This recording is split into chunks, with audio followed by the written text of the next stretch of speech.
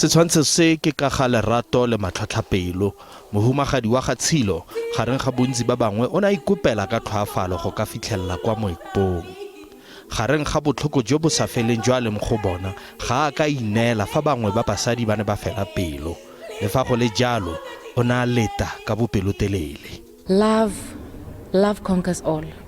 You would go to any extent to find love, you know, and you would go to any extent to fight for what belongs to you. I was ordered to marry the young. Ditiragalo tse di utlwisang botlhoko tsa tshenyo le go falola. Bangwe ba basadi ba ne ba gapeletsega go nna diaka fa bangwe ba utlwisitse botlhoko ke tatlhego e neng e sa gomotsege.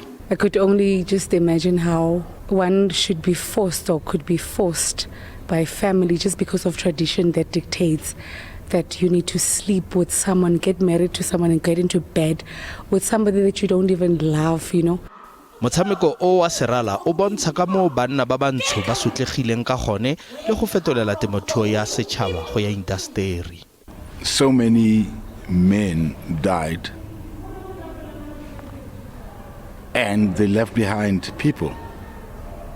It couldn't be that all of them were bachelors. They left behind families. Bangwe ba re motshameko o bontsha karolo e botlhokwa e leng botlhoko e sa tlhalosiweng ka ga khuti e kgolo.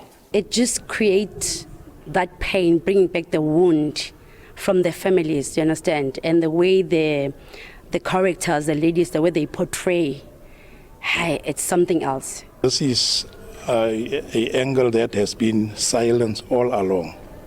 And it also shows the moral fiber of households, how they were destroyed. Jaaka sesiri se ne se tswalela mosadi yo a neng a utlwile botlhoko, motshameko one o gopoditse badiramoepong ka moo ba ileng ba metswa ke lefatshe.